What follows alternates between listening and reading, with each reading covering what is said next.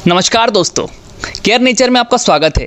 Video को शुरू करने से पहले आपसे निवेदन है कि आप इस वीडियो को तभी देखें जब आपके पास पर्याप्त 30 मिनट का टाइम हो, क्योंकि एकमात्र वीडियो ही नहीं बल्कि पर्यावरण के प्रति जागरूक करने वाले इस महाअभियान का महत्वपूर्ण हिस्सा है और इस वीडियो में आपको पर्यावरण से जुड़े हुए सभी विषयों की जानकारी दी गई है, तो वीडियो को पूरा ध्यान से देखें। तो चलिए अब हम वीडियो शुरू करते हैं। इस पूरे ब्रह्मांड में पृथ्वी एकमात्र ऐसा ग्रह है जिस पर जीवन संभव है और ये तो हम सभी जानते हैं कि हमारा जीवन पर्यावरण और प्रकृति के कारण पृथ्वी पर संभव हो पाया है और प्रकृति हमें जलवायु, भोजन और घर प्रदान करती है। और अभी तक हम लोग यही समझते थे कि प्रकृति कभी ना खत्म होने वाला खजाना है, लेकिन बीतते समय के साथ हम समझ पा रहे हैं कि इस दुनिया में हर एक चीज सीमित है। हमारी पृथ्वी के टोटल 100% एरिया में से 71% एरिया समुद्र से घिरा हुआ है और बाकी का 29% जमीनी हिस्सा है और उस 29% में से भी 10% जंगल और पेड़ों से घिरा हुआ है और 11% जमीनी हिस्सा खेती किसानी के काम आता है। तो ये पर्यावरण और प्रकृति तो हमारे जीवन को हर प्रकार से आसान बना रही है और हमें पालना दे रही है हमारी माँ की तरह। पृथ्वी पर जीव जंतुओं की जितनी भी प्रजातियां रहती हैं, उन प्रजातियों में से 80% प्रजातियां वनों में रहती हैं। यहाँ तक बात करें इंसानों की दुनिया की, तो 160 करोड़ ऐसे लोग हैं जो कि अपनी रोजी रोटी और रोजमर्रा की जरूरतों को पूरा करने के लिए सीधे तौर पर वनों पर निर्भर हैं। और सबसे अहम बात कि पेड़ जहरीली गैस कार्बन डाइऑक्साइड को सोखते हैं और हमें प्राणवायु यानी ऑक्सीजन देते हैं। पर बदले में हम हमारी माँ जैसी प्रकृति के साथ आज क्या कर रहे हैं? आज हम सब मिलकर हमारे पर्यावरण को और हमारी माँ जैसी प्रकृति को प्रदूषित कर रहे हैं। अगर हम अपने आसपास देखेंगे तो हमें दिखाई देगा, कहीं हम वायु प्रदूषण को बढ़ा रहे हैं, तो कहीं हम जल प्रदूषण को बढ़ा रहे हैं, तो कहीं प्लास्टिक और कचरा फैलाकर अपने ही घर को प्रदूषित कर रहे हैं, तो कहीं हजारों सालों से बने हुए जंगलों को काट रहे हैं, जिसके कारण उन जंगलों में रहने वाले जीव जंतु और पशु पक्षियों का अस्तित्व सदा के लिए खत्म होता जा रहा है। और इस बढ़ते प्रदूषण का जितना प्रभाव हमारे जीवन पर पड़ रहा है, उतना ही प्रभाव पर्यावरण और प्रकृति पर भी पड़ रहा है, जिसकी वजह से विश्व की सबसे बड़ी प्रॉब्लम क्रिएट हो गई है, जिसका नाम है जलवायु परिवर्तन यानी क्लाइमेट चेंज। आज क्लाइमेट चेंज की वजह से कहीं बाढ़ आ रही है तो कहीं सूखा पड़ रहा है, कहीं जंगलों में आग लग रही है तो कहीं बर्फ के बड़े बड़े पहाड़ पिघल रहे हैं, तो कहीं चक्रवात आ रहे हैं तो कहीं भूस्खलन हो रहा है। अब आप में से कई लोग यही सोचेंगे कि ये सब क्लाइमेट चेंज के कारण कैसे हो रहा है, तो उससे पहले हमें यह समझना होगा कि क्लाइमेट चेंज होता क्या है। तो क्लाइमेट चेंज का मतलब पृथ्वी के औसत तापमान में वृद्धि से है। बीते 10,000 सालों में हमारे पृथ्वी का औसत तापमान बिल्कुल भी नहीं बढ़ा है, लेकिन सन 1760 जब औद्योगिकरण की शुरुआत हुई तब से लेकर अब तक यह तापमान 1 डिग्री बढ़ गया है। सिर्फ 1 डिग्री तापमान बढ़ने से सैकड़ों प्राकृतिक आपदाएं आने लगी हैं, क्योंकि 1 डिग्री तापमान बढ़ना ये पूरी पृथ्वी के औसत तापमान बढ़ने की बात है, जिसकी वजह से मौसम में बहुत अधिक बदलाव देखने को मिल रहे हैं। अगर क्लाइमेट चेंज को कंट्रोल नहीं करा गया तो ये तीसरे विश्व युद्ध से भी बड़ा खतरा साबित हो सकता है पूरी दुनिया के लिए, या कहें दुनिया के विनाश का कारण भी बन सकता है। 1 डिग्री तापमान बढ़ने को हम एक उदाहरण से समझ सकते हैं। जैसे कि हम सभी लोग जानते हैं कि बर्फ 0 डिग्री पर जमती है और जैसे ही तापमान 1 डिग्री हो जाता है तो वह बर्फ पिघलने लगती है। 1 डिग्री तापमान बढ़ने का प्रभाव सीधे तौर पर लाखों सालों से जमे हुए बर्फ के बड़े बड़े पहाड़ों पर पड़ रहा है, जिसके कारण आज उन पहाड़ों की बर्फ बहुत तेजी से पिघल रही है और इन पहाड़ों से पिघला हुआ पानी समुद्र में जाकर मिल रहा है, जो कि समुद्र के जल स्तर को भी बढ़ाता जा रहा है। और ये बढ़ता जल स्तर आने वाले कुछ ही सालों में समुद्र के किनारे बसे हुए बड़े बड़े शहरों को लिगल सकता है। और क्लाइमेट चेंज का प्रभाव सिर्फ इंसानों पर ही नहीं पड़ रहा है, बल्कि संसार में रहने वाले समस्त जीव जंतु, पशु पक्षी और पेड़ पौधे इसकी चपेट में आ गए हैं। क्लाइमेट चेंज अभी तक की सबसे बड़ी प्रॉब्लम है। इसीलिए क्लाइमेट चेंज को कम करने के लिए विश्व के लगभग सभी देशों ने मिलकर साल 2015 में पेरिस में एक एग्रीमेंट करा था, जिसको नाम दिया गया पेरिस एग्रीमेंट, जिसमें यह कहा गया था कि विश्व का औसत तापमान 1.5 डिग्री से ज्यादा नहीं बढ़ने देंगे।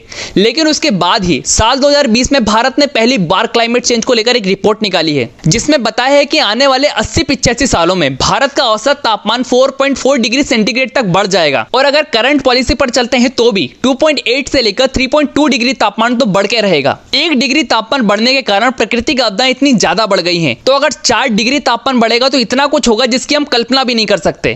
क्लाइमेट चेंज होने के मुख्य 4 कारण हैं: green house gases, over population, land use pattern में बदलाव और हाई एयर पॉल्यूशन। तो चलिए अब हम समझते हैं ग्रीन हाउस इफेक्ट के बारे में। तो ये तो हम सभी जानते हैं कि पृथ्वी को प्रकाश और गर्मी सूरज से मिलती है। सूरज की किरणें जब पृथ्वी पर पड़ती हैं तो उनमें से कुछ किरणें परावर्तित होकर वापस अंतरिक्ष में चली जाती हैं और कुछ किरणों को हमारे वायुमंडल में मौजूद ग्रीन हाउस गैसेस परावर्तित होने से रोक लेती हैं। इसे ही ग्रीन हाउस इफेक्ट कहते हैं। वायुमंडल को आप पृथ्वी के चारों ओर गैसों का एक कवच कह सकते हैं। सूरज की जिस गर्मी को वायुमंडल में मौजूद ग्रीन हाउस गैसेस परावर्तित होने से रोक लेती हैं, उससे ही पृथ्वी पर जीवन संभव हो पाता है। वरना बेहद ठंड के कारण पृथ्वी पर न सिर्फ इंसानों का रहना मुश्किल हो जाएगा, बल्कि खेती भी आसान नहीं होगी और फिर दुनिया की आबादी का पेट भरना भी मुश्किल होगा। तो तो ग्रीन हाउस गैसेस तो हमारे लिए बहुत जरूरी हैं, लेकिन तभी जब उनकी मात्रा हमारे पर्यावरण में संतुलित हो। समस्या तो उस वक्त पैदा हुई जब इंसानी गतिविधियों के चलते कार्बन डाइऑक्साइड और मीथेन जैसी ग्रीन हाउस गैसों की मात्रा वायुमंडल में बढ़ने लगी, और जब ग्रीन हाउस गैसों की मात्रा बढ़ी तो वो सूरज की ज्यादा गर्मी को सोखने लगी। इसी तरह हमारी पृथ्वी का तापमान बढ़ने लगा और यहीं से जलवायु परिवर्तन यानी क्लाइमेट चेंज की समस्या शुरू हुई। ग्रीन हाउस गैसों में सबसे खतरनाक है कार्बन डाइऑक्साइड, जो कि लंबे समय तक वायुमंडल में रहती है। इंसानी गतिविधियों से जो कार्बन डाइऑक्साइड पैदा होती है उसकी बड़ी वजह है जीवाश्म ईंधन का इस्तेमाल, यानी कोयला, डीजल, पेट्रोल और जमीन से निकलने वाली गैसों का इस्तेमाल। खासकर इसकी शुरुआत सन 1760 से हुई, जब औद्योगिकरण की शुरुआत हुई। तब से लेकर अब तक हमारे वायुमंडल में कार्बन डाइऑक्साइड की मात्रा 40 से 50% तक बढ़ गई है। समस्या इसलिए और बढ़ी क्योंकि कार्बन सोखने वाले जंगलों को बड़ी मात्रा में काटा जा रहा है, और बढ़ते तापमान की वजह से मौसम में बहुत अधिक बदलाव देखने को मिल रहे हैं, जो कि अपने साथ सूखा, बेमौसम बारिश, बाढ़ और तूफान ला रहे हैं। पेड़ जो होते हैं वो कार्बन डाइऑक्साइड जैसी ग्रीन हाउस गैसों को सोखने का काम करते हैं। जंगलों की अंधाधुंध कटाई के कारण आज जंगलों का अस्तित्व खतरे में पड़ गया है, और अगर ऐसा ही चलता रहा तो वो दिन दूर नहीं जब सारे जंगल खत्म हो जाएंगे और पीछे छूट जाएगी तो सिर्फ पॉल्यूशन से भरी दुनिया, जिसमें सांस लेने के लिए ऑक्सीजन को भी खरीदना पड़ेगा। इसलिए अगर कल को बचाना है तो आज को सुधारना होगा। और आज ग्रीन हाउस गैसों के बढ़ने का मुख्य कारण है ओवर पॉपुलेशन यानी जनसंख्या वृद्धि, या कहें दुनिया में बढ़ रही हर एक प्रॉब्लम के पीछे का कारण ओवर पॉपुलेशन यानी जनसंख्या वृद्धि है। जब भी हम बात करते हैं गरीबी, बेरोजगारी, अशिक्षा या भुखमरी की, तो हमारे मन में सबसे पहला ख्याल बढ़ती हुई आबादी का आता है। 1804 में दुनिया की टोटल आबादी महज 100 करोड़ थी, और फिर 170 साल बाद हमारी आबादी 100 करोड़ से दुगनी होकर 200 करोड़ हो गई, और फिर मात्र 34 साल लगे हमारी आबादी को 200 करोड़ से 400 करोड़ होने में, और फिर 48 साल बाद 2022 में हमारी आबादी 400 करोड़ से 800 करोड़ हो चुकी है, और 2057 में दुनिया की टोटल आबादी 1000 करोड़ हो जाएगी। मात्र 200 सालों में हमारी आबादी 100 करोड़ से 800 करोड़ पहुंच गई है, और इन बीते 200 सालों में हमने प्रकृति को और बायोडायवर्सिटी को पूरी तरह से बर्बाद कर दिया है। क्लाइमेट चेंज हो या ग्रीन हाउस गैसों का बढ़ना, जंगलों की अंधाधुंध कटाई हो या बढ़ता शहरीकरण, ये सब जनसंख्या वृद्धि के ही नतीजे हैं। क्योंकि जितने ज्यादा लोग होंगे वो उतने ज्यादा संसाधनों का इस्तेमाल करेंगे और उतनी ज्यादा ग्रीन हाउस गैसों को पर्यावरण में बढ़ाएंगे। आज जंगलों को काटा जा रहा है क्योंकि ज्यादा लोगों के रहने के लिए ज्यादा जगह की जरूरत है, और फिर बढ़ती आबादी का पेट भरने के लिए खेती करनी पड़ती है, जिसके लिए और ज्यादा जंगलों को काट काट कर खेत बनाए जाते हैं। दुनिया की आबादी की 145 करोड़ की जनसंख्या आपको मिलेगी चाइना में, और 140 करोड़ की जनसंख्या आपको मिलेगी इंडिया में। दुनिया की आबादी की 285 करोड़ जनसंख्या तो सिर्फ 2 ही देशों में बसती है, और भारत जनसंख्या में दूसरा सबसे बड़ा देश है। लेकिन भारत की जनसंख्या जिस रफ्तार से बढ़ रही है, तो साल 2027 तक भारत दुनिया में सबसे ज्यादा जनसंख्या वाला देश बन जाएगा, और ये बढ़ती जनसंख्या अर्बनाइजेशन यानी शहरीकरण को भी बढ़ा रही है, जिसके कारण शहर दिन प्रतिदिन बड़े होते जा रहे हैं। 1950 में दुनिया के सिर्फ 30% लोग ही शहरों में रहते थे, बाकी के 70% लोग विलेज यानी गांव में रहते थे। लेकिन अगर साल 2021 की बात करें तो 57% लोग शहरों में रह रहे हैं, लगभग 446 करोड़ लोग, और यह आंकड़ा 2050 तक 68% तक पहुंच जाएगा। लगभग 668 करोड़ लोग शहरों में रह रहे होंगे। ये तो हो गई पूरी दुनिया की बात, लेकिन अगर हम सिर्फ भारत की बात करें तो 1955 में हमारे देश के सिर्फ 18% लोग ही शहरों में रहते थे, और बाकी के 82% लोग गांव में रहते थे। लेकिन अगर अभी के समय की बात करें तो 35% लोग शहरों में रह रहे हैं, और बाकी के 65% लोग भी शहरों की तरफ आते जा रहे हैं। और फिर शहरों की बढ़ती आबादी के रहने के लिए शहरों के पास के खेतों और जंगलों को काट काट कर उनकी जगह पे बिल्डिंग्स बनाई जा रही हैं, और फिर साथ ही बढ़ती आबादी का पेट भरने के लिए और ज्यादा पेड़ों और जंगलों को काट काट कर खेत बनाए जा रहे हैं। और जितनी ज्यादा आबादी बढ़ रही है वो उतना ही ज्यादा प्रदूषण को भी बढ़ा रही है। आज दुनिया के 20 सबसे प्रदूषित शहरों में से 14 शहर हमारे भारत के हैं। अगर बात करें उस हवा की जिसमें हम सांस लेते हैं, तो ये तो हम सभी जानते हैं कि सांस हमारी जिंदगी के लिए सबसे अहम है। इसे जीवन की डोर कहा जाता है। जिस क्षण को व्यक्ति सांस लेना बंद कर देता है तो ये मान लिया जाता है कि उसकी मृत्यु हो चुकी है। लेकिन सच तो ये है, जो सांस हम ले रहे हैं वही हमारी जिंदगी को खत्म कर रही है। हम हर एक सांस के साथ धीरे धीरे मौत की ओर बढ़ रहे हैं। एयर पॉल्यूशन के कारण कैंसर जैसी बीमारियां हो रही हैं, और सिर्फ कैंसर ही नहीं बल्कि आपका दिमाग, आपकी आंखें, आपका गला, आपके फेफड़े, किडनी, लीवर, यहां तक कि आपकी स्किन भी इसकी चपेट में आ गई है। बीते 2.5 सालों में 54 करोड़ लोग कोरोना पॉजिटिव हुए, जिनमें से 63 लाख लोगों की जान भी चली गई, जिसके कारण कई देशों की अर्थव्यवस्था प्रभावित हुई और कई देशों में लॉकडाउन भी लगा दिया गया, और हर एक बच्चे को पता चल गया कि कोरोना वायरस एक महामारी है। लेकिन एयर पोल्यूशन के कारण हर साल 70 लाख से ज्यादा लोगों की जान जा रही है। 720 करोड़ लोग एयर पोल्यूशन की चपेट में हैं, पर इससे किसी को कोई फर्क नहीं पड़ता और ना ही इस बारे में हम जानना चाहते हैं। लेकिन आज दुनिया भर में सबसे ज्यादा एयर पोल्यूशन हमारे भारत में है। दुनिया में बढ़ रहे एयर पोल्यूशन पर WHO ने एक रिपोर्ट जारी करी है। इस रिसर्च के मुताबिक हर 10 में से 9 लोग ऐसी हवा में सांस ले रहे हैं जो कि प्रदूषित है। वर्ल्ड इकोनॉमिक फोरम के मुताबिक एयर पोल्यूशन हमारे लिए सबसे बड़ा वर्तमान खतरा बन चुका है। एयर पोल्यूशन हमें दिखाई नहीं देता, ये एक इनविजिबल किलर है, पर इसका इफेक्ट सिर्फ ह्यूमंस पर ही नहीं बल्कि जीव जंतु, पशु पक्षी, फसल, वन, तालाब, नदी और समुद्र के साथ साथ जलीय जीव जैसे मछलियां आदि को भी प्रभावित कर रहा है। दुनिया भर में सबसे ज्यादा डेथ पार्टिकुलेट मैटर PM 2.5 और PM 10 की वजह से होती है। ये इतना ज्यादा महीन होता है कि आप इनको इन आंखों से देख भी नहीं सकते, लेकिन आप इस इमेज में देख सकते हैं। ये जो ह्यूमन हेयर है, मतलब एक मनुष्य के सर का बाल है, इसके डायमीटर के बीच में जो ब्लू सर्कल है ये PM 10 का साइज है, और जो ब्लू वाले हिस्से के अंदर पिंक वाला सर्कल है ये PM 2.5 का साइज है।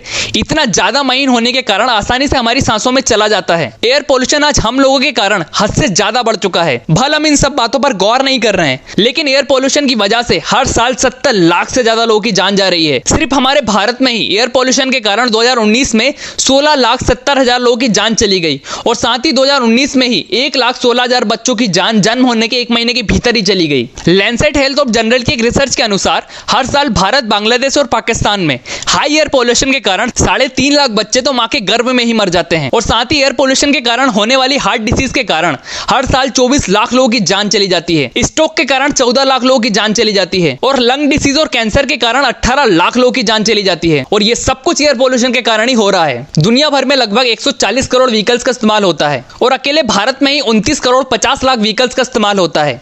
और बाकी के ट्रांसपोर्ट के जितने भी मोड होते हैं वो सब मिलकर दुनिया के टोटल कार्बन उत्सर्जन का 74.5% कार्बन उत्सर्जन करते हैं। ये एक मुख्य कारण एयर पोल्यूशन का, जो कि क्लाइमेट चेंज को भी बढ़ा रहा है। ये तो हो गई उस हवा की बात जिसमें हम सांस लेते हैं। अब हम बात करते हैं जल के बारे में। ये तो हम सभी जानते हैं कि जल हमारी लाइफ का हवा के बाद दूसरा सबसे जरूरी सोर्स है।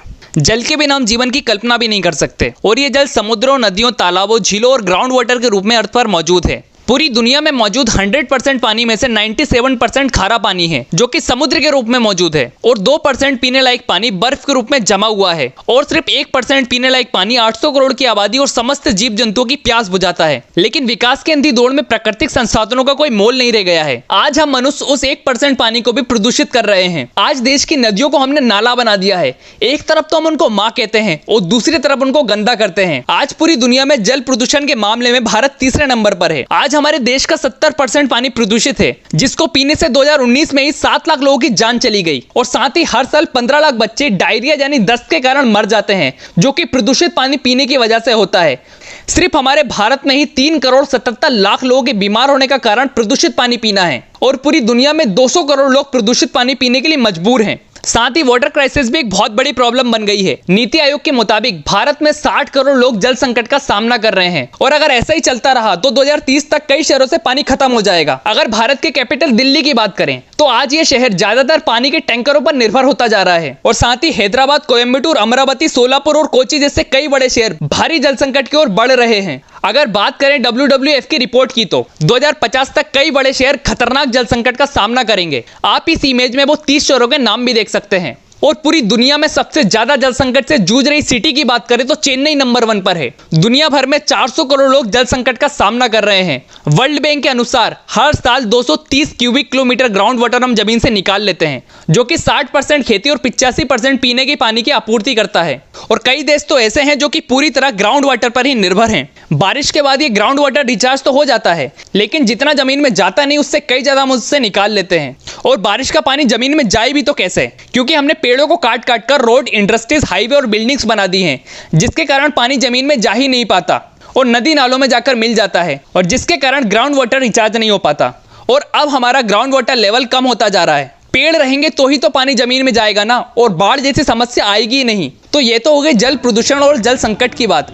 अब हम बात करते हैं उस धरती माँ की जिसकी गोद में हम रहते हैं। तो पूरी दुनिया का 71% हिस्सा समुद्र से घिरा हुआ है और 29% जमीनी हिस्सा है। और ये जमीनी हिस्सा 800 करोड़ की आबादी और लाखों करोड़ जीव जंतु और पशु पक्षियों का घर है। और यहीं आपको प्रकृति के अलग अलग रूप देखने को मिलते हैं। और इसी जमीन पर हम अपना पेट भरने के लिए खेती करते हैं, और ये प्रकृति माँ ही हमारा पेट भरती है। पर बदले में हम क्या करते हैं, हर साल पूरी दुनिया में 201 करोड़ टन कचरा प्रोड्यूस करा जाता है, जिसमें से 60-65 करोड़ टन कचरा यूं ही प्रकृति को प्रदूषित करने के लिए फेंक दिया जाता है। हर दिन लगभग 350 करोड़ प्लास्टिक और अदर सॉलिड वेस्ट जनरेट होता है। अगर बात करें दुनिया के सबसे ऊंचे पहाड़ माउंट एवरेस्ट या सबसे गहरी जगह मरियाना ट्रांस, वहां पर भी हम प्लास्टिक का कचरा पहुंचा चुके हैं। साल 1907 में प्लास्टिक का इन्वेंशन हुआ था और आज प्लास्टिक हर प्रोडक्ट हर जगह पर यूज करा जा रहा है। प्लास्टिक जो है आसानी से डिकम्पोज नहीं होता। एक प्लास्टिक बोतल को डिकम्पोज होने में 450 से 1000 साल का टाइम लगता है। 38 करोड़ टन प्लास्टिक हर साल प्रोड्यूस करा जाता है। 1950 से 2015 तक हम 830 करोड़ प्लास्टिक प्रोड्यूस कर चुके हैं और वो प्लास्टिक आज कहीं ना कहीं किसी न किसी रूप में अर्थ पर मौजूद है। हर साल 80 लाख टन प्लास्टिक हम समुद्र में डाल देते हैं और अगर ऐसा ही चलता रहा तो 2050 तक समुद्र में मछलियों से ज्यादा प्लास्टिक होगा। प्लास्टिक जल्दी डिकम्पोज नहीं होता बल्कि छोटे छोटे टुकड़ों में बंटता जाता है, जिसे हम माइक्रोप्लास्टिक कहते हैं। और ये माइक्रोप्लास्टिक आज हर जगह फैल चुका है, चाहे वो मिट्टी हो या पानी, भोजन हो या हवा। ये माइक्रोप्लास्टिक आज हर जगह मौजूद है। आज समुद्र में 525 करोड़ माइक्रोप्लास्टिक मौजूद हैं, जिसका वजन लगभग 2,70,000 टन है। और उन माइक्रोप्लास्टिक को मछलियां खाना समझकर खा जाती हैं और फिर उन मछलियों को इंसान पकड़कर खा जाते हैं। आज माइक्रोप्लास्टिक हमारे खून में तक मिल चुका है और आज प्लास्टिक को खत्म करना असंभव है। और ये सभी प्रकार का प्रदूषण क्लाइमेट चेंज की रफ्तार को बढ़ा रहा है। क्लाइमेट चेंज और ग्लोबल वार्मिंग की वजह से पृथ्वी हर साल हद से ज्यादा गर्म होती जा रही है, जिसकी वजह से गर्मियों के दिनों में हीट वेव्स आना या कहें लू चलना आम बात होती जा रही है। ग्रीन पीस इंडिया की रिपोर्ट के अनुसार 1950 में मात्र 40 दिन ही हीट वेव्स चलती थी, पर अभी के समय 100 दिन तक हीट वेव्स चलने लगी हैं, जिससे लाखों करोड़ों लोग प्रभावित हो रहे हैं। तो चलिए समझते हैं हीट वेव्स होती क्या है और इसका हमारे जीवन पर क्या प्रभाव पड़ता है। तो हीट वेव्स का मतलब होता है जब हर साल गर्मियों के दिनों में औसत तापमान में 4.5 डिग्री की वृद्धि होती है, तब हम उसे हीट वेव्स आना या कहें लू चलना कहते हैं। लेकिन साल 2022 में सिर्फ मार्च के महीने में बीते 122 सालों में तापमान सबसे ज्यादा गर्म रहा और औसत तापमान में 6.5 डिग्री की वृद्धि आई। और ये तो बस शुरुआत है और इस तापमान के बढ़ने का प्रभाव सभी के जीवन पर पड़ रहा है। बीते 20 सालों में हीट वेव्स के कारण पूरी दुनिया में 1,66,000 लोगों की जान जा चुकी है और हीट वेव्स आने की संभावना सन 1750 के मुकाबले अभी के समय 30 गुना बढ़ गई है। और हीट वेव्स का सबसे ज्यादा प्रभाव उन लोगों पर पड़ रहा है जो कि अपनी रोजी रोटी कमाने के लिए सर्दी गर्मी बरसात हर मौसम रोडों पर काम करते हैं या खेती करते हैं। और हीट वेव्स के कारण इन्हीं लोगों की जान भी जा रही है। आज हमारे देश के 50% से ज्यादा लोग खेती किसानी करते हैं, लेकिन जब गर्मियां बढ़ती हैं तो कई फसलें बर्बाद हो जाती हैं। इसी कारण हर साल 5,500 से ज्यादा किसान सुसाइड कर लेते हैं। औसतन हर दिन लगभग 10 से 15 किसान सुसाइड करते हैं। और ये तो वो आंकड़े हैं जो हमें सरकार द्वारा बताए जाते हैं। वास्तविकता में तो इन आंकड़ों से ज्यादा किसान सुसाइड करते हैं। और गर्मी बढ़ने के कारण कई जगहों पर सूखा पड़ता है। दुनिया भर में 5.5 करोड़ लोग हर साल सूखे का सामना करते हैं, जिसकी वजह से उन लोगों की फसलें खराब हो जाती हैं। और दुनिया भर में हर साल 40% की आबादी भारी जल संकट का सामना करती है। आप ही सोचकर देखिए, यहाँ पीने के लिए पानी नहीं रहेगा, भारी सूखा पड़ेगा, वहाँ कौन रहना चाहेगा? जिसकी वजह से लोग अब विस्थापन की ओर बढ़ रहे हैं और 2030 तक 70 करोड़ लोगों पर विस्थापन का खतरा होगा और अब हम रेगिस्तान बनने की ओर बढ़ रहे हैं। और गर्मी बढ़ने का सबसे ज्यादा प्रभाव लाखों सालों से जमे हुए बर्फ के बड़े बड़े पहाड़ों पर पड़ रहा है, जिसके कारण आज उन पहाड़ों की बर्फ पिघल रही है। बीते 20 सालों में हर साल 26,700 करोड़ टन की दर से बर्फ पिघल रही है, जिसके कारण समुद्री जल स्तर बहुत तेजी से बढ़ता जा रहा है। अभी के समय दुनिया भर में लगभग 100 करोड़ लोग समुद्री किनारों के आसपास रहते हैं। अगर ये समुद्री जल स्तर इसी तरह बढ़ता रहा तो समुद्री किनारों को खाली करने के अलावा दूसरा कोई रास्ता नहीं बचेगा। और ये कोई काल्पनिक बात नहीं है, ऐसा सच में होने वाला है। अगर सारे बर्फ के पहाड़ पिघल गए तो समुद्र का जलस्तर 216 फीट तक बढ़ जाएगा, जिसकी वजह से दुनिया की जमीनी सतह 70 से 80% ही बची रह जाएगी। ग्लेशियर पिघलने का ताजा उदाहरण उत्तराखंड में आई तबाही है, जिसमें 10,000 से ज्यादा लोगों को अपनी जान गंवानी पड़ी और साथ ही 3,753 करोड़ से भी ज्यादा का आर्थिक नुकसान हुआ। और उसके बाद ही हाल ही में उत्तराखंड में ग्लेशियर टूटने से कितनी बड़ी तबाही हुई ये तो हम सभी ने देखा, जिसमें 72 लोगों की जान भी चली गई। अगर बात करें हिमालय की तो शोध में खुलासे के मुताबिक सन 1775 से 2000 के बीच ग्लेशियर हर साल 10 इंच की दर से पिघल रहे थे, वे सन 2000 से 2016 के बीच हर साल 20 इंच की दर से पिघलने लगे हैं। बीते 10 से 20 सालों में हिमालय की 3.75 किलोमीटर की बर्फ पिघल चुकी है और हिमालय का तापमान 1.5 डिग्री बढ़ गया है। क्लाइमेट चेंज असेसमेंट रिपोर्ट के अनुसार आने वाले 70-75 सालों में हिमालय का तापमान 5.2 डिग्री सेंटीग्रेड तक बढ़ जाएगा। इन ग्लेशियर से निकलने वाली नदियों से भारत, चाइना, नेपाल, भूटान की कुल मिलाकर तकरीबन 80 करोड़ की आबादी का जीवन निर्भर है। यदि इन ग्लेशियरों का अस्तित्व खत्म हो गया तो 80 करोड़ की आबादी का जीना मुहाल हो जाएगा।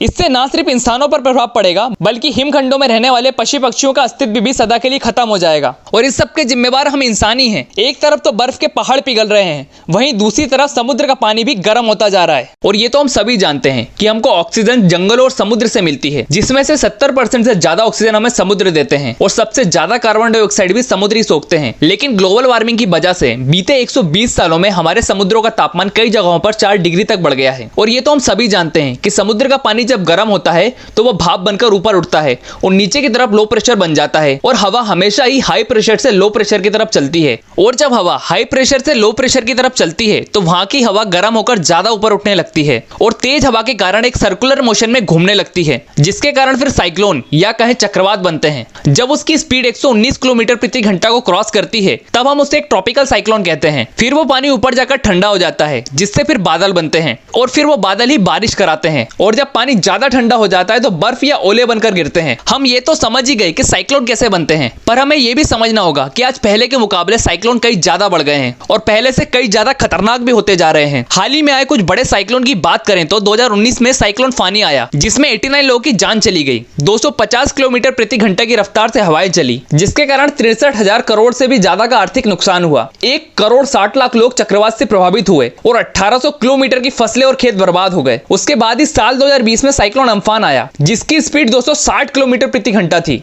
जिसके कारण 118 लोगों की जान चली गई, 500 घर पूरी तरह से बर्बाद हो गए और 15,000 से ज्यादा मकान क्षतिग्रस्त हुए और 1 लाख करोड़ से ज्यादा का आर्थिक नुकसान हुआ। उसके बाद इस साल 2021 में साइक्लोन ताउते आया, जिसकी स्पीड 220 किलोमीटर प्रति घंटा थी, जिसके कारण 174 लोगों की जान चली गई और 16,000 करोड़ से ज्यादा का आर्थिक नुकसान हुआ। और 2021 में ही एक और साइक्लोन यास आया, जिसमें 20 लोगों की जान चली गई और 21,000 करोड़ से ज्यादा का आर्थिक नुकसान हुआ। और पहले जो साइक्लोन 100 साल में एक बार देखने को मिलते थे, वो आज 5 से 10 साल में ही देखने को मिल रहे हैं। और जितने ज्यादा साइक्लोन आ रहे हैं वो अपने साथ उतनी ज्यादा तेज हवाएं और बाढ़ लेकर आ रहे हैं और इस बाढ़ के संकट को हम लोग और ज्यादा बढ़ाते जा रहे हैं। रोड, हाईवे, इंडस्ट्रीज, बिल्डिंग और जंगलों की अंधाधुंध कटाई बाढ़ को और ज्यादा खतरनाक बनाती जा रही है, क्योंकि इन्हीं सब कारणों की वजह से बारिश का पानी जमीन में नहीं जा पाता और बहकर बाढ़ का रूप ले लेता है। और इस सब का सबसे ज्यादा प्रभाव गांव के लोगों पर और उनकी फसलों पर पड़ता है। 1955 से लेकर 2015 तक बाढ़ के कारण दुनिया भर में 230 करोड़ लोग प्रभावित हुए और जिनमें से 1,57,000 लोगों की जान भी चली गई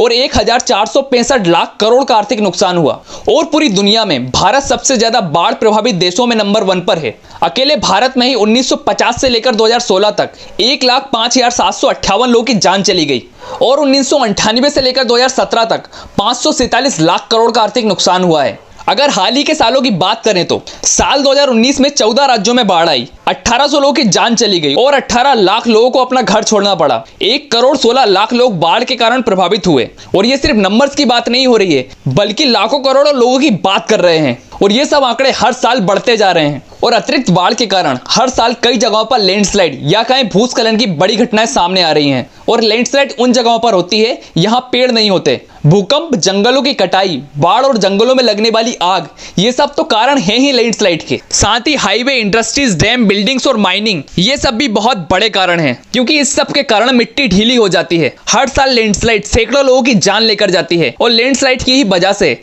हर साल 150 से 200 करोड़ का आर्थिक नुकसान होता है। 2004 से 2016 के बीच दुनिया भर में 5,031 लैंडस्लाइड हुई, जिनमें से 829 लैंडस्लाइड तो सिर्फ इंडिया में हुई, जिसके कारण 10,900 लोगों की जान भी चली गई। बाढ़ और भूस्खलन का सबसे ज्यादा प्रभाव पड़ता है हमारी मिट्टी पर। और ये तो हम सभी जानते हैं कि जब एक बीज मिट्टी में जाता है तो उसमें से एक पौधा निकलता है और फिर वो पौधा एक पेड़ बनता है और फिर उस पेड़ में फूल लगते हैं और फिर उन फूलों से फल बनते हैं और हर एक फल में बीज होते हैं और हर एक बीज पूरा पेड़ बनने की क्षमता रखता है। प्रकृति का यही चक्र जीवन का आधार है और इसी से हमें फल फूल, सब्जियां और अनाज मिलते हैं और 800 करोड़ की आबादी और जाने कितने जीवों को भोजन मिलता है। और ये तभी हो पाता है जब एक बीज मिट्टी के अंदर जाता है और उगता है। लेकिन आज मिट्टी कम से कम उपजाऊ होती जा रही है और मिट्टी ही अनगिनत जीव जंतुओं का घर है। सिर्फ एक मुट्ठी मिट्टी में 800 से 1,000 करोड़ जीव होते हैं, पूरी दुनिया की आबादी से भी ज्यादा।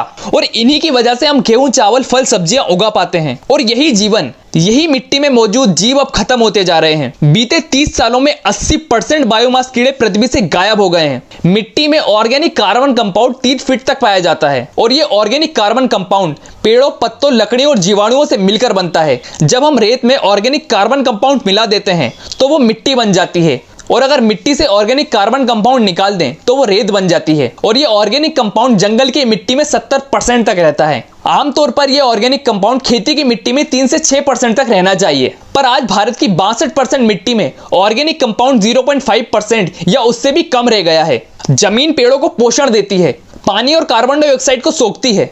जितना भी खाना हमें चाहिए उसका आधार धरती ही तो है, लेकिन आज 30% जमीन पहले ही बर्बाद हो चुकी है, जिसके कारण फसलें भी बर्बाद हो रही हैं। खाने की किल्लत, भूस्खलन और बाढ़ की समस्याएं पैदा हो रही हैं। दुनिया भर में 20% आबादी ऐसी जगह पर रहती है यहाँ खेती की जमीन बर्बाद हो चुकी है। जमीन को सबसे ज्यादा खतरा है भूमि कटाव से। हवा और बारिश धरती की ऊपरी उपजाऊ सतह को बहा कर ले जाती है, जिसके कारण आज धरती बंजर होती जा रही है और आज हम जरूरत से ज्यादा खेती कर रहे हैं और उसमें भी अंधाधुंध रसायन और कीटनाशकों का इस्तेमाल कर रहे हैं। और अगर ऐसा ही चलता रहा तो बहुत कम समय में हमारे गांव और शहर रेगिस्तान में बदल जाएंगे। एक तरफ तो हम धरती को बंजर बना रहे हैं और दूसरी तरफ जंगलों का अस्तित्व मिटा रहे हैं। जंगल और पेड़ पौधे हमारे लिए कितने जरूरी हैं ये तो हम सभी जानते हैं, और जंगल ही लाखों करोड़ प्रजातियों का और कई आदिवासी जनजातियों का घर भी है। लेकिन आज मनुष्य अपने स्वार्थ में आकर हजारों सालों से बने हुए जंगलों को काट काट कर उनका अस्तित्व सदा के लिए खत्म करता जा रहा है। Russia, China, America, Bharat, Pakistan, Afghanistan, Nepal, Bhutan, Bangladesh और श्रीलंका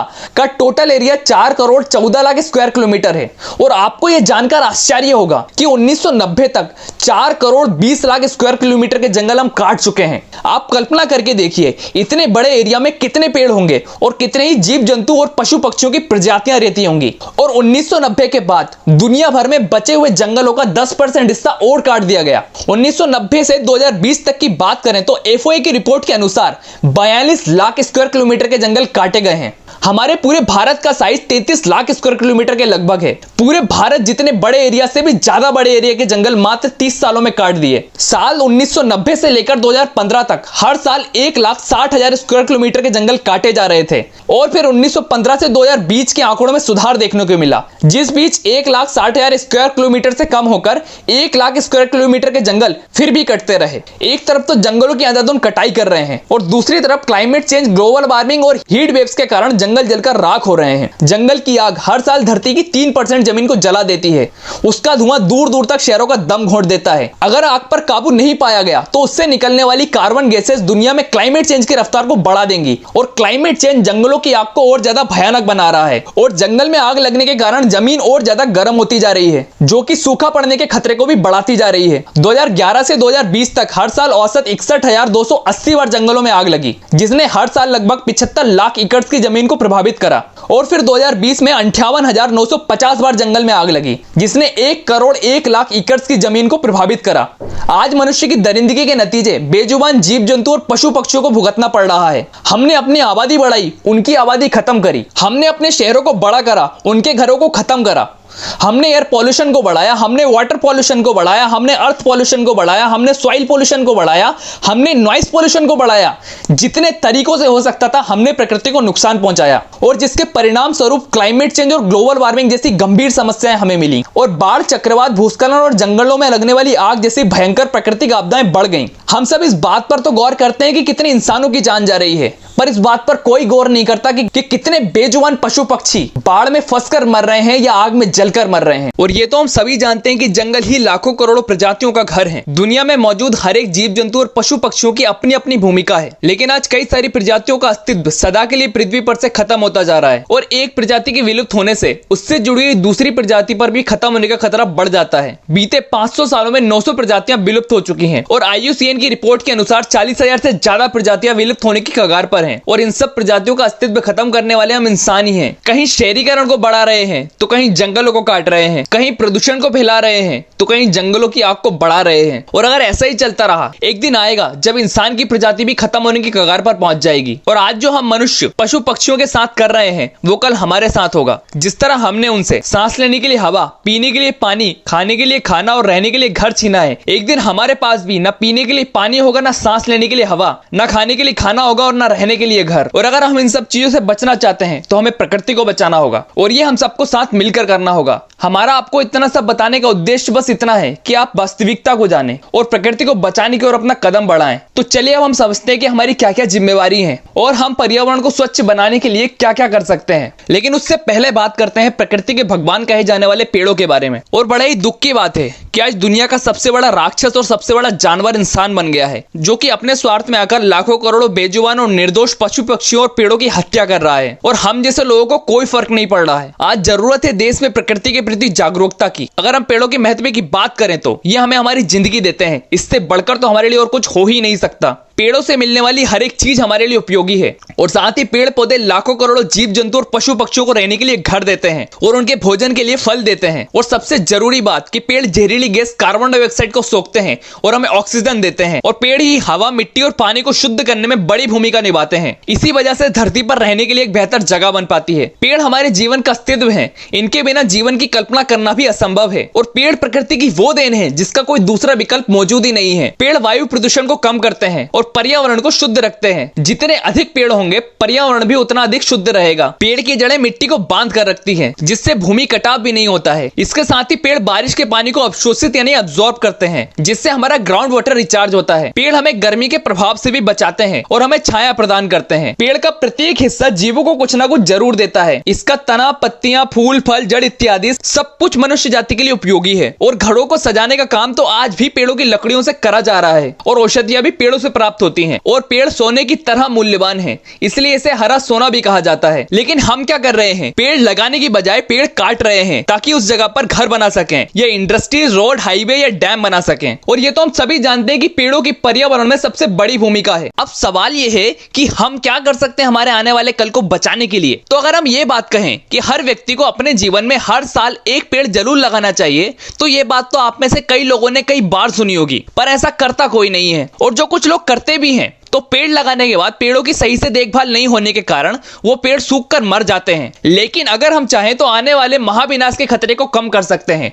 उसके लिए हमें ज्यादा कुछ नहीं करना है, बस इतना करना है कि हमारे घर में जितने लोग हैं उतने गमले लेकर आना है, या गमले जैसा कोई भी डब्बा जिसमें पौधा लगाया जा सकता है उसमें एक पौधा लगाना है और उस पौधे को 1 साल तक अपने ही घर में पालना देनी है। क्योंकि जब बच्चा छोटा होता है तो वो गिरता है, उठता है, फिर धीरे धीरे चलना सीखता है। तो ऐसे ही एक पौधा भी छोटे बच्चे के समान होता है और जब हम उसे 1 साल तक घर में पालना देते हैं तब तक वो बड़ा हो जाता है और उसके बाद हम उसको बारिश के दिनों में अपने आसपास के जंगल में, यहाँ पर वो बड़ा हो सके, हम उसको वहां जाकर लगा सकते हैं। ऐसा करने से भले कम पेड़ लगेंगे, लेकिन जितने भी पेड़ लगाए जाएंगे वो पेड़ सारे अच्छी तरह से विकसित हो पाएंगे। और हमें नीम, बरगद और पीपल जैसे पेड़ लगाना चाहिए क्योंकि ये ज्यादा मात्रा में ऑक्सीजन प्रोड्यूस करते हैं। और अगर आप जितने आपके परिवार में लोग हैं उतने पौधे नहीं लगाते हैं तो आप एक पौधा लगाने से भी शुरुआत कर सकते हैं। और साथ ही इस पौधे के साथ आप एक फोटो खींचकर हमें भेजते हैं तो हर 100 में से 3 लोगों को एक बड़ा सरप्राइज गिफ्ट भी दिया जाएगा। और ये सरप्राइज गिफ्ट हमने इसलिए ऐड करा है ताकि आपको पेड़ लगाने के लिए मोटिवेशन मिल सके। और आप लोगों से निवेदन है कि आप पेड़ लगाने को एक काम की तरह ना देखें, बल्कि अपनी जिम्मेदारी की तरह देखें, क्योंकि वो पेड़ हमारे आने वाली पीढ़ी को जीवन प्रदान करेंगे। और पृथ्वी एक तरह का बंद सिस्टम है, यहाँ से कुछ भी बाहर नहीं जाता। जो प्रदूषण हम यहाँ फैला रहे हैं वो सब यहीं पर है। इसीलिए हमको छोटे छोटे काम करके अपने पर्यावरण को शुद्ध रख सकते हैं। हवा, पानी और खाना, इन्हीं से हमारा जीवन है, तो इसलिए हवा को प्रदूषित ना करें और जितना हो सके वाहनों का इस्तेमाल कम करें, क्योंकि सबसे ज्यादा प्रदूषण इन्हीं के कारण होता है। असल में आज हम आलसी होते जा रहे हैं। 2 मिनट की दूरी भी गाड़ी से तय करते हैं, तो कम दूरी के लिए बाइक या कार की जगह पर हम पैदल या साइकिल से जा सकते हैं, जो कि हमारे स्वास्थ्य और इस एनवायरनमेंट दोनों के लिए बहुत ही अच्छा है। अपने आसपास की नदियों में, तालाबों में कचरा ना फेंकें जिससे कि वो प्रदूषित हो, क्योंकि प्रदूषित पानी पीने की वजह से हर साल करोड़ों लोग बीमार पड़ते हैं और लाखों लोगों की जान भी जाती है। और जल को बिल्कुल भी बर्बाद ना करें, क्योंकि दुनिया भर में हर साल 400 करोड़ लोग भारी जल संकट का सामना करते हैं और अकेले भारत में ही 60 करोड़ लोग भारी जल संकट का सामना करते हैं। और इस नंबर को 60 करोड़ से 100 करोड़ होने में ज्यादा कुछ टाइम नहीं लगेगा। इसीलिए जल है तो कल है। अपने आसपास सफाई रखें, कहीं भी कचरा ना फेंकें और गीले सूखे कचरे को अलग अलग कूड़ेदान में इकट्ठा करें और कचरा गाड़ी में ही डालें। और अगर हम कचरा यूं ही फैलाते रहेंगे तो धरती और समुद्र सब कुछ कचरे से भर जाएगा, जो कि हम कई हद तक भर भी चुके हैं। इलेक्ट्रिसिटी का इस्तेमाल तभी करें जब उसकी जरूरत हो, और हो सके तो इलेक्ट्रिसिटी का कम यूज करें, क्योंकि भारत में 75% इलेक्ट्रिसिटी कोयले से प्रोड्यूस करी जाती है और 25% इलेक्ट्रिसिटी रिन्यूएबल एनर्जी से मिलती है। कोयले से इलेक्ट्रिसिटी प्रोड्यूस करने में भारी मात्रा में ग्रीन हाउस गैसेस निकलती हैं और अगर आप चाहें तो अपने घरों के छत पर सोलार पैनल लगाकर इलेक्ट्रिसिटी प्रोड्यूस कर सकते हैं, जो कि एनवायरमेंट को भी साफ रखेंगे और फ्री में इलेक्ट्रिसिटी भी प्रोड्यूस करेंगे। और इस बात पर भी ध्यान दें कि हम किन किन तरीकों से प्रदूषण को बढ़ा रहे हैं और खुद ही से पर्यावरण को साफ सुथरा रखने के लिए उपाय निकालें। हम इस वीडियो में सब कुछ नहीं समझा सकते, लेकिन आपको हर दिन कुछ ना कुछ नई जानकारी देने की हमारी पूरी कोशिश रहेगी। अब हम अंत में बात करते हैं पॉपुलेशन कंट्रोल की। तो उसके लिए हमें फर्टिलिटी रेट को समझना बहुत जरूरी है। आप कल्पना करके देखिए, एक देश है जिसकी आबादी 10 है, जिसमें से 5 मेल है और 5 फीमेल है, और उन लोगों की शादी होती है तो 5 जोड़ी बनती हैं, और हर एक जोड़ी से एक एक बच्चे का जन्म होता है, मतलब 5 जोड़ी से 5 बच्चों का जन्म होता है। तो उस देश का फर्टिलिटी रेट 1 कहा जाएगा। लेकिन अगर फर्टिलिटी रेट 1 रहेगा तो एक ही पीढ़ी में उस देश की आबादी आधी हो जाएगी, क्योंकि उनके माता पिता बूढ़े होकर मर जाएंगे। और जो 5 बच्चे होंगे वो कही जाएगी यूथ पॉपुलेशन, और फिर उनकी जिम्मेदारी रहेगी जनसंख्या को बढ़ाने की। लेकिन अगर फर्टिलिटी रेट 2 रहेगा तो 10 मरेंगे तो 10 फिर भी रहेंगे। इसी तरह जनसंख्या भी नियंत्रण में रहेगी। 1960 में हमारे देश का फर्टिलिटी रेट 5.91 था, जिसकी वजह से मात्र 60 सालों में हमारी जनसंख्या 45 करोड़ से बढ़कर 138 करोड़ हो गई है। लेकिन आज भी कई राज्यों का फर्टिलिटी रेट 2 से ज्यादा है, और जितने ज्यादा लोग होंगे वो उतने ज्यादा संसाधनों का इस्तेमाल करेंगे। आज हर एक व्यक्ति प्रदूषण को बढ़ा रहा है, और प्लीज आप लोग अपनी जिम्मेवारी समझें, नहीं तो आने वाले कल में सिर्फ चारों तरफ तबाही होगी। कहीं बाढ़, कहीं तूफान, कहीं सूखा, तो कहीं जंगलों की आग पूरी दुनिया को जला रही होगी। और ना पीने के लिए पानी, ना खाने के लिए खाना, ना सांस लेने के लिए हवा, कुछ भी नहीं बचेगा। इसीलिए आओ हम सब मिलकर प्रकृति में नई जान डालें, और सब लोग मिलकर पेड़ लगाएं और प्रकृति को प्रदूषित करना बंद करें, और अपने आने वाली पीढ़ी को एक साफ सुथरा पर्यावरण प्रदान करें। अंत में बस यही कहना चाहेंगे कि आप इस अभियान को आगे बढ़ाने में हमारी मदद करें, और कम से कम 2 लोगों को जरूर पर्यावरण के प्रति जागरूक करें। और अगर आप ऐसा नहीं करते हैं तो यह अभियान आगे नहीं बढ़ पाएगा। एक सच्चा भारतीय होने का कर्तव्य निभाएं, खुद भी प्रकृति के प्रति जागरूक हों और लोगों को भी प्रकृति के प्रति जागरूक करें। वीडियो को अंत तक देखने के लिए आपका बहुत बहुत धन्यवाद। आशा करते हैं कि आप हमारा सहयोग जरूर करेंगे और इस अभियान को सफल बनाएंगे। जय हिंद।